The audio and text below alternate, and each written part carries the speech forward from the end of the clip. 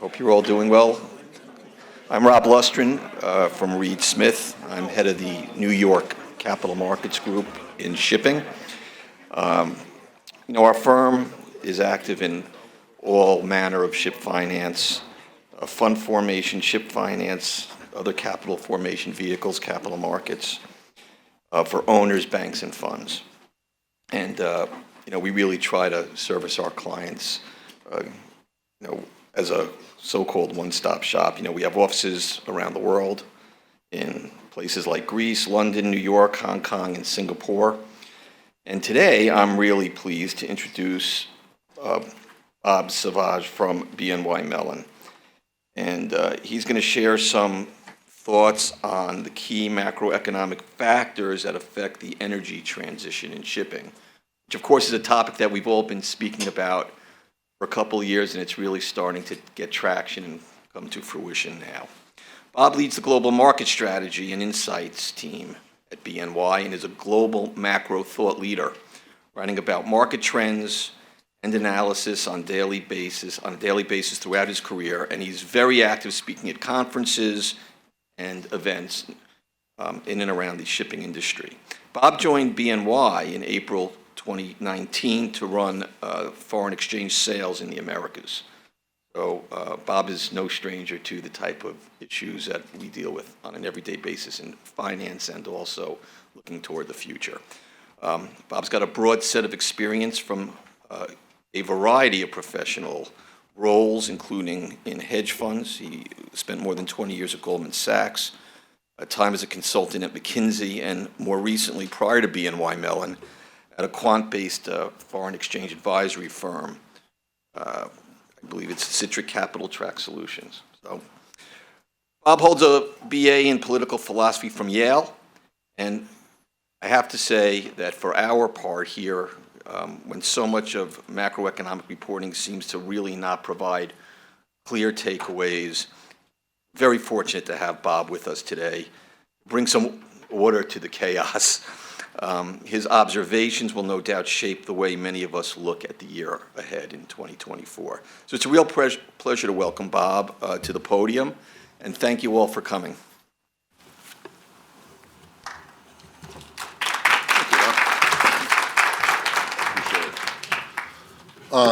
So that was quite the introduction, and first I want to thank both the chambers for having me speak here. I've been involved in thinking about shipping for a long time.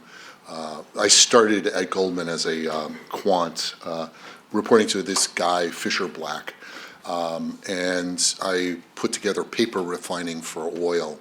So at that time, I used to actually have somebody call about a ship leaving a port in Lagos and telling me that the depth of the hull, so it was, how full it was, and I would track that oil all the way back to New York Harbor and where it was going to be refined and how.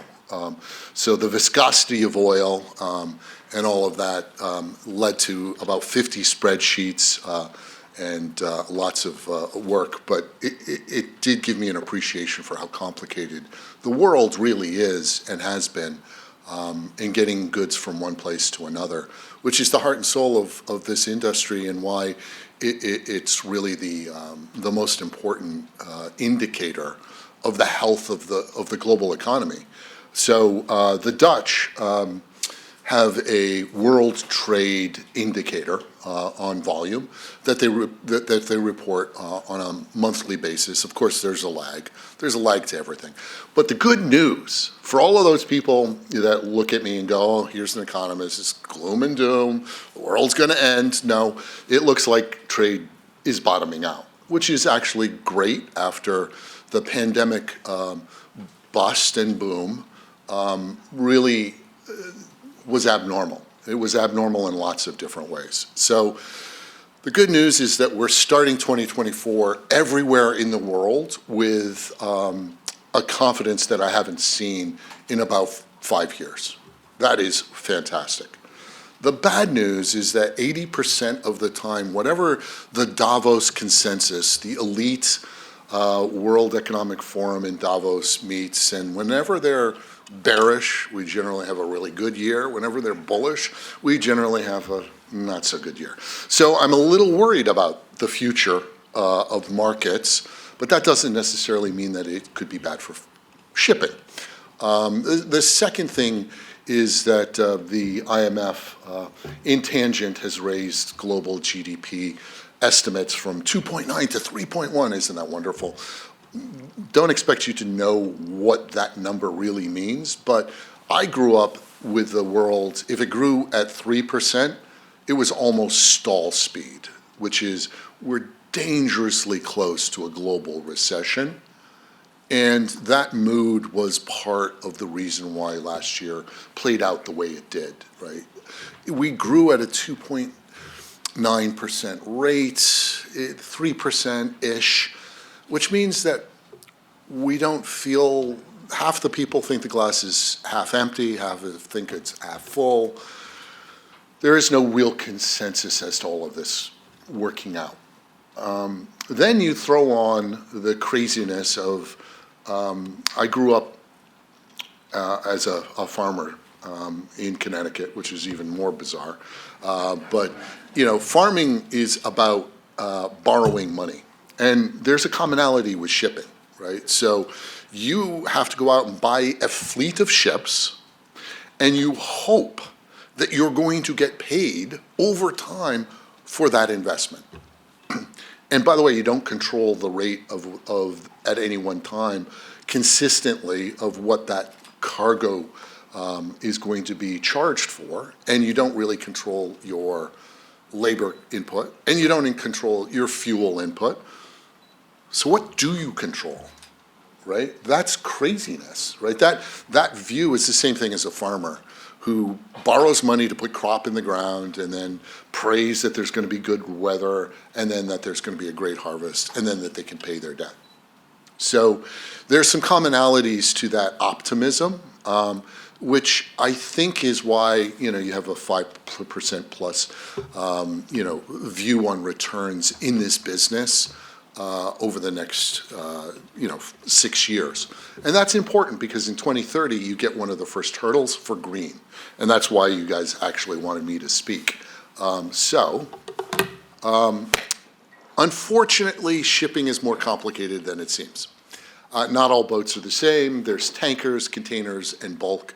As I look at the world from an economic perspective, those things are really cool. So oil tankers are what you take raw goods, you have energy, you have a plant, and you make something finished out of that, and then you put it on a container ship. So bulk carriers are the raw goods of the early stage, tankers are the middle stage, and containers are the latter stage of the shipping industry.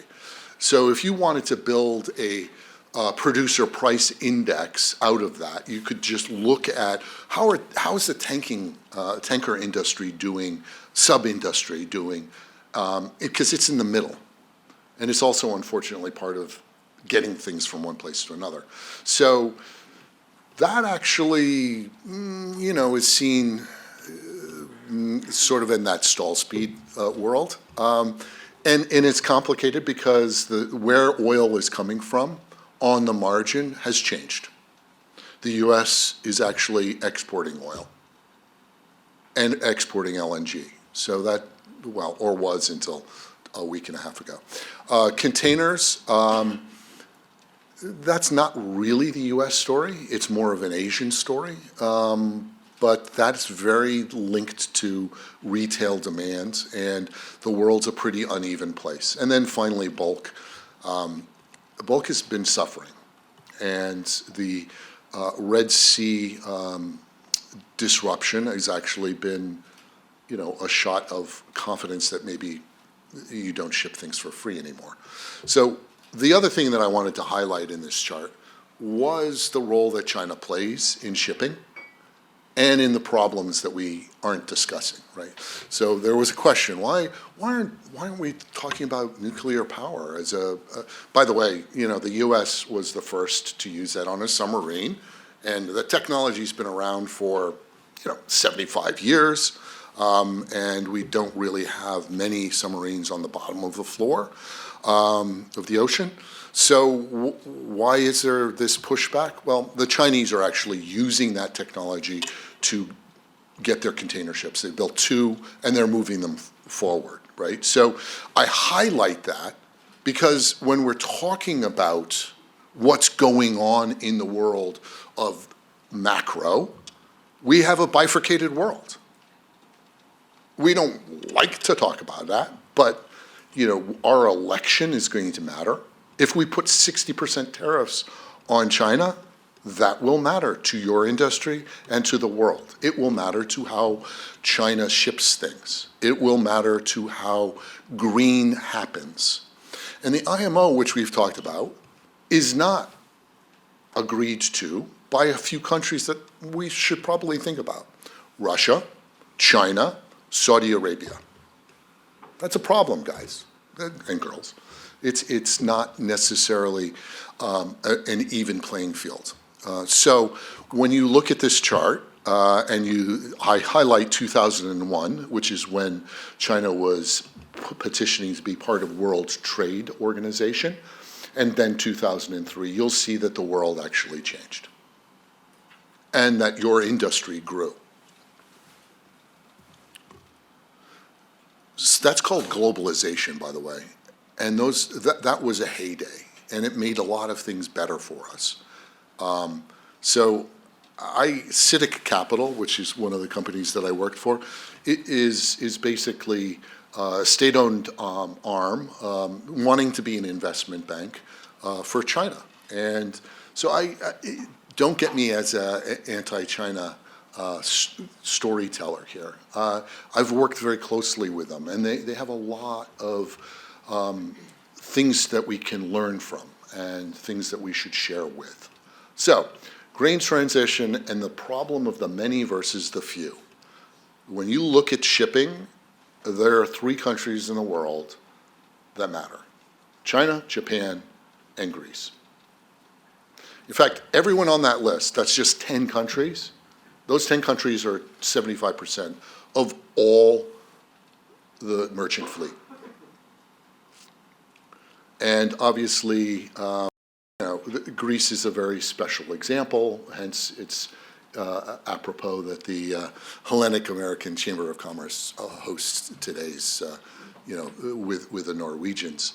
The other thing that stands out is that ships are pretty old. And that technology, the average car age in the United States has crept up from 10 to 13 years. And I don't know how many of you actually are brave enough to get on I-95, but some of those 13-year-old cars shouldn't be there, right? So maybe some of those 22-year-old boats shouldn't be in the ocean, right? That's just an idea. The other thing that exaggerates some of the problem is the U.S. itself. We had a speaker that noted that there was 73-year-old boats in the U.S., 40,000 fleet of barges and tugs and so forth. Why? In the 1920s, we had a little thing called the Jones Act. So if you want to ship from one U.S. port to another, you have to do it on a U.S.-built boat with a U.S. crew to a U.S. port. So there are ships that are, the average age of the U.S. fleet is ridiculously old because of that, because we actually learned very long ago that it's maybe not the best use of our technology, workers, and time to make barges, and we let other countries do it. And then I spent a lot of time thinking about this problem of, well, the green transition, everybody throws a number out. What happens if we just replaced all the boats? Well, let's just change the entire fleet, make them all green, put a hydrogen cell or, scrubbed LNG, and make them all green. How much would that cost? Well, there you go. Came up with a $4.5 trillion. Now, sounds like a lot of money, but in the context of the world, that's 5% of the global trade every year. So this industry actually does more with less than a lot of people understand. And that $4.5 trillion obviously is not going to come out of the margins of these of the private companies. It has to have help. So who's going to pay for it? Well, that's going to be everyone. And I have the honor of being put in charge of talking about what Bank of New York Mellon's database has. And we're the world's largest custodian, largest security lender, oldest bank, highest rated bank in the United States. We're celebrating our 240th year. We were founded, yes, by Alexander Hamilton. We were told that he's gone to New Jersey and he'll be right back. Unfortunately, I'm not sure he is. This data set is $47 trillion. What we do with that is we track on a daily basis, harvest the flow of money around the world. And I can look at things and say, are people buying US bonds? Are people buying shipping equities? And this chart shows you quite clearly that equities in the shipping industry have been bought by our client base, which is a little bit different than the common. This is not a retail firm. We serve pensions, sovereign wealth funds, very big money pools that are slow-moving and prone to not turn the boat around quickly. They're super tankers of money, and they hire a lot of very smart managers. So it doesn't matter who does their management. At the end of the day, we see what their net changes are. And there was a net change in the appetite for owning shipping. Why do I highlight that? Well, back to the farm analogy, you're supposed to make hay when the sun is shining.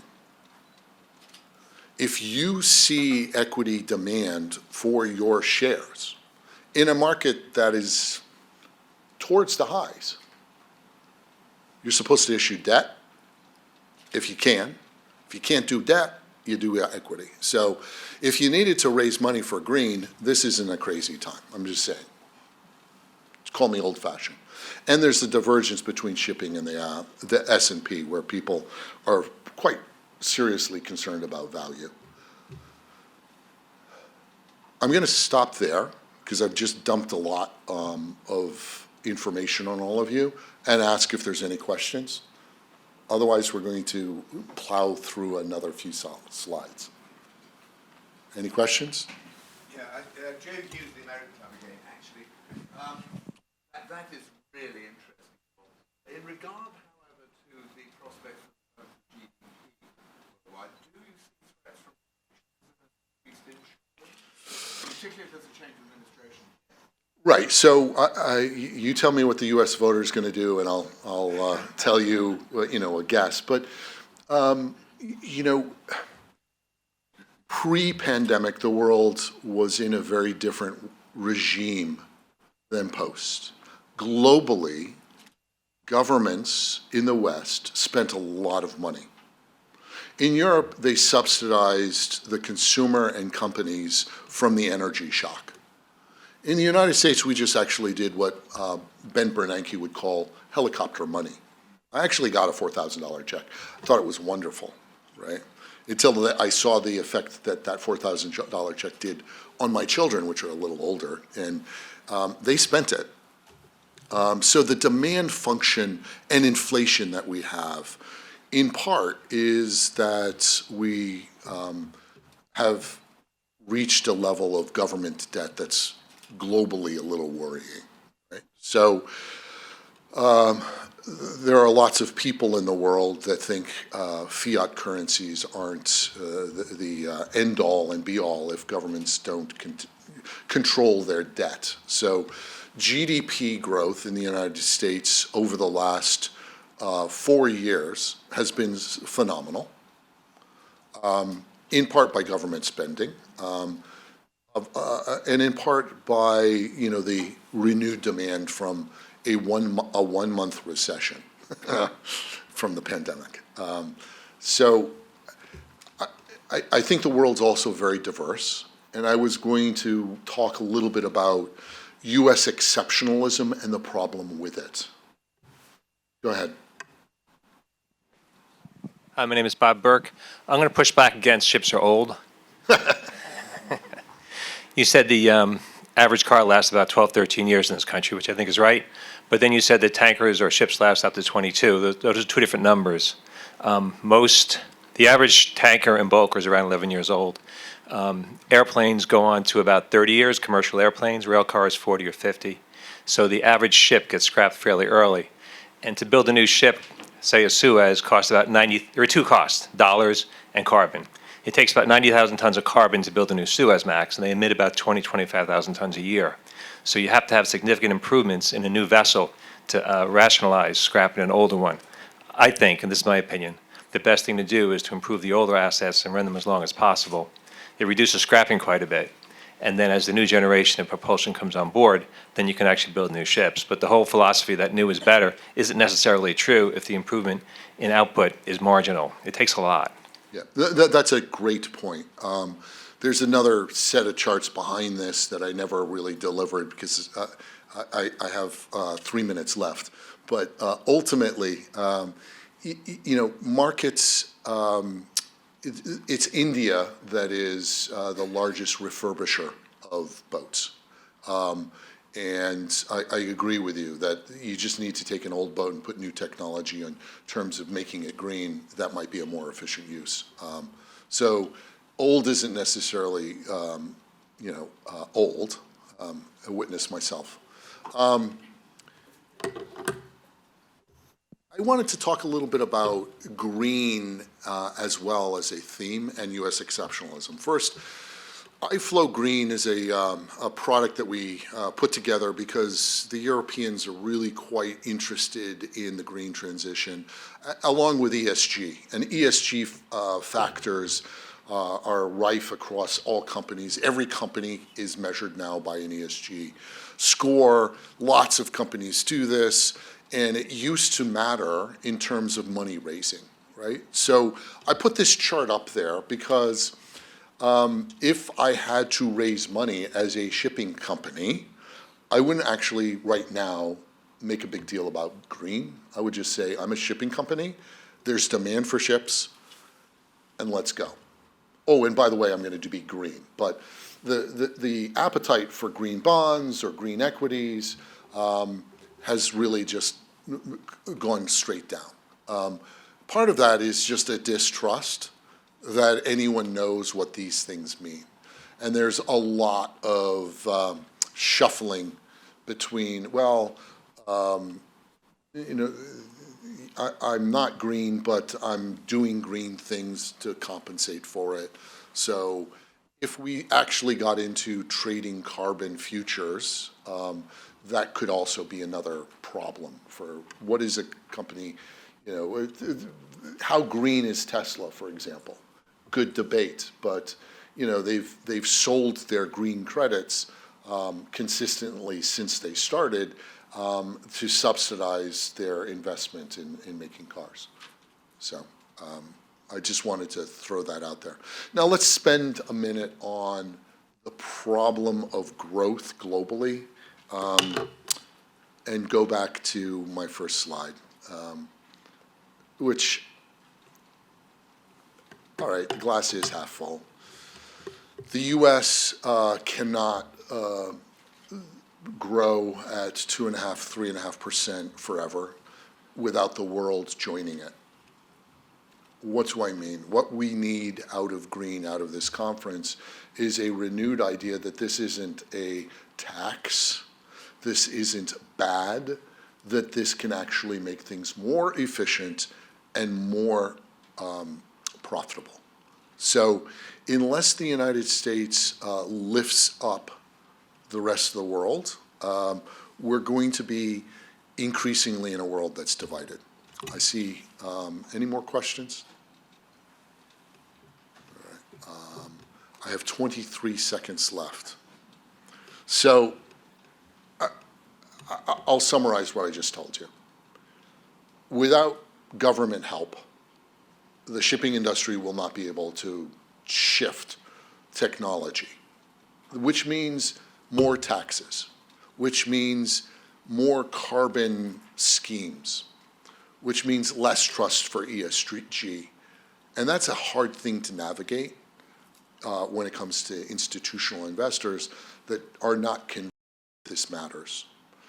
The second thing is that geopolitics are rife in this industry and in the world. Witness what's going on in the Red Sea, witness what's going on in Ukraine. If you had told me that I would be not subscripted in the army because there's two wars basically in Europe, that's crazy. We live in extraordinary times, and that's actually a Chinese curse. And then the last thing that take away is that not all ships are created equal. Not all solutions are going to be, right for every company, right for every region. Shipping is, like energy, easier to source locally than globally. And with that, thank you very much.